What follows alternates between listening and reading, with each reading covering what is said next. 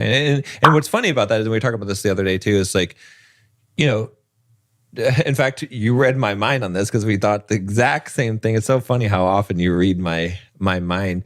But you know what's an interesting commitment that people make, that it's a no takes backseat, is having a child.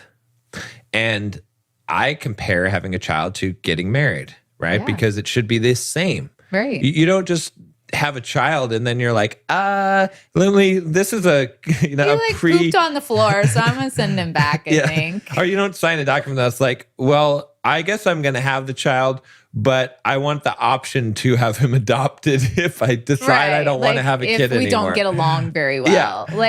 No, it's for life. No matter what, that child might become a serial killer. It's like but it's still your child for life. Right. Right. It's like you're bound. You're bound for life. And it's the same thing. And so it's interesting how people will treat a marriage lesser than having a child. That is a lifelong thing, and it should be, and that should be the response. Again, like I said, there's some exceptions to it with abuse situations, but aside from that, that's what it really means to be one. Right. In a marriage, yeah. Or even in a serious relationship, I would say, you should be heading towards these more solidified oneness, right? What we were talking about, a woman takes on the man's last name. You are now one family unit. You're one surname, right? It's all about coming together, and people have just totally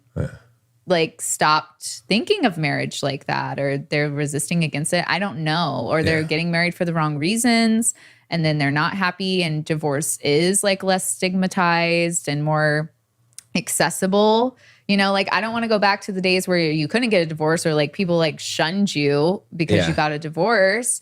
But people should should take it maybe seriously. Maybe it's not so bad to go back to that. I mean, if you really think about it, maybe it's not so bad, honestly. No, I don't to think have it's that stigma. I don't think it's beneficial to shun anyone about anything, but a little social pressure though. I'm just saying that maybe there's a way for them to take it more seriously. Yeah. And really realize what marriage actually is and how far off we've gotten. Because people are so afraid to be codependent. They're so afraid to tell people that they enjoy spending time with their partner, or they're so afraid to spend too much time with their partner and then they look too needy or clingy, or people are so worried about those things now that they're separating marriages under one roof. Some couples don't even sleep in the same room. Yeah, I know that's a trending thing now. Actually, there's people they're so trying now to make, you're basically roommates. They have these studies where they show that you get better sleep, and it's better. And I get it, but still no. You know what I mean? You can justify and try to make this, but it sure feels like they're trying to justify a thing rather than. Well, people are trying to justify it. That's why what we're talking about, the division is more normal than what we're talking about, the oneness. This is going to be a foreign thing, not so foreign, but a very strange thing to be talking about, because people who are married don't talk about being one. And a lot of people don't operate as being one. They don't, they view it so negatively. We were even talking about how, people joke about someone being oh, well, let me go ask my husband, or let me go ask my wife. And they're oh, why you got to ask her? You got to ask her everything, your wife, you got to ask your husband everything. You can't make a decision for yourself. And that's what perpetuates this division, right? Because then people are oh, well, I don't want to seem like I can't survive without my husband. But in reality, it's I'm not going to come home on a Tuesday and be hey, John, I just bought us a new couch. Right. It's if we were talking about buying a new couch, and we would I would still even want you to go with me to look at it. And then I'd be hey, this couch is maybe $1,000 out of our budget. Do you think it's worth it? Do you think not?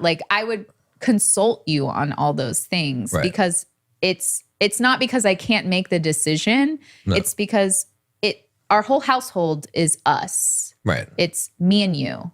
It's not me or you. Right.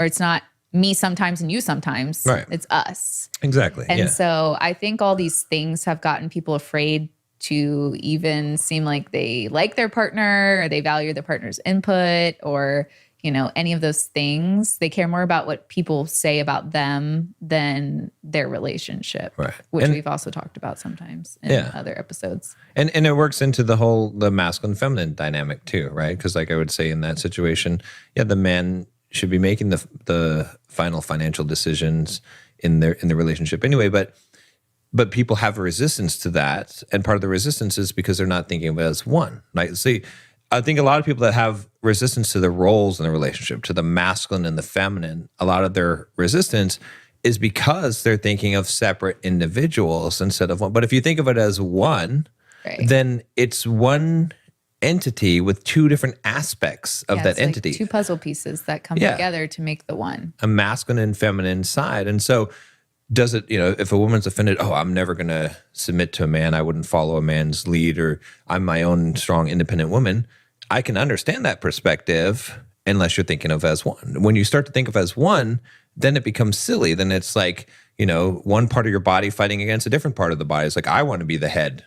Well, that's, it's, you know, it doesn't make sense. Like you wouldn't think of that way. So, you know, a man leading and being out there, being the head of the relationship does not make the woman lesser, because you're getting rid of the distinction between the two. You're merging as one, and not one is greater and not one is less. They're all are part of one thing that's greater than that helps it operate. Yeah. So I think that it helps to think that way. And that's why I think there's also a lot of resistance to the traditional relationship, to the gender roles in the relationship, or the masculine and feminine, is because when you're not thinking in terms of one, then those things, you could pick them apart and they don't make as much sense. But when you are thinking in terms of one, then it's like, well, what is best for the entire entity? Unit. Right. Yeah, I was going to say organism, but we are one organism.